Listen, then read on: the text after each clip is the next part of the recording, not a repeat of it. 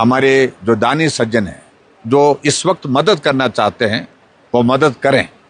लेकिन उसके बावजूद किसी भी अकाउंट में इस प्रकार से जो जानकारियां आ रही हैं कि इस अकाउंट में पैसा डाला जाए, उस अकाउंट में पैसा डाला जाए, ऑफिशियल कोई भी अकाउंट हमने अभी तक तय नहीं किया है। मैंने 3 चीज़ें तय की हैं, महत्वपूर्ण चीज़ें। एक तो पहले जो लोग जिनकी दुखद मृत्यु हो गई है, दूसरा वो लोग जिन्होंने परिवार के सदस्य खोए हैं, यानी कि जिनकी अभी तक मिसिंग रिपोर्ट है, उनके परिवार को हम प्राथमिकता के आधार से जो मदद ज़्यादा कर सकते हैं वो मदद करने के लिए हम प्रयत्न कर रहे हैं, जिस भी माध्यम से। और इसके अतिरिक्त आने वाले समय में हम पिछले कल मुख्यमंत्री जी के साथ जो बैठक की तो उसमें हमने बहुत विस्तार से चर्चा की है, और वो चर्चा ये की है कि हम आगे रिहैबिलिटेशन के लिए साथ प्लान शुरू करें, नहीं तो हमारे लोगों के लिए इस वक्त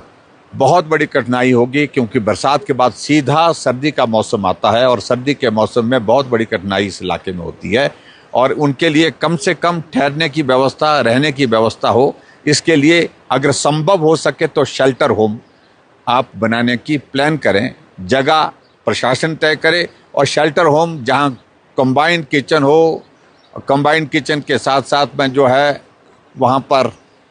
कम्युनिटी किचन के साथ कम्युनिटी टॉयलेट्स हो, इस प्रकार की सुविधा दी जा सकती है। जो लोग बहुत बड़ी तादाद में अपने रिश्तेदारों के घरों में ठहरे हैं, जो लोग अपने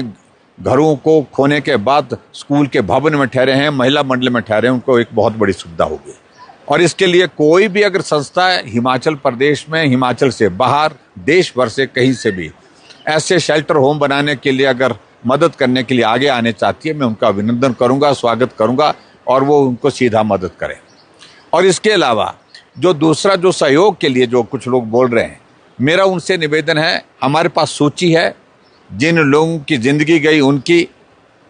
जिन लोगों की अभी तक मिसिंग की रिपोर्ट है, उनकी भी। अगर आप उनके परिवारों को मदद करना चाहते हैं, हम आपको डिटेल दे सकते हैं, उनका अकाउंट भी उपलब्ध करा सकते हैं। सीधा कोई दानी सज्जन, कोई संस्था अगर उनको मदद करना चाहती है तो सीधे उनके अकाउंट में उनमें उनके नाम पर चेक काट करके मदद कर सकते हैं। ये भी मेरा निवेदन है, ताकि पारदर्शिता बनी रहे। मैं बड़ा स्पष्ट हूँ इस बात को लेकर के, यहाँ इस पुण्य के कार्य में जो सेवा का काम इस वक्त लोग कर रहे हैं, इसमें एक एक पैसा जो आया है वो पात्र व्यक्तियों तक पहुँचना चाहिए।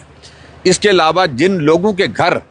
बह गए हैं, उनको अगर मदद करने की आपकी मंशा किसी की दानी सज्जन की है, और कोई संस्था मदद करना चाहती है, कोई एनजीओ मदद करना चाहती है, हम उनका भी आपको अकाउंट दे सकते हैं, उनका एड्रेस दे सकते हैं। सीधा उनके नाम पर आप चेक काट कर उनको पैसा दे करके उनके घर को बनाने के लिए मदद कर सकते हैं।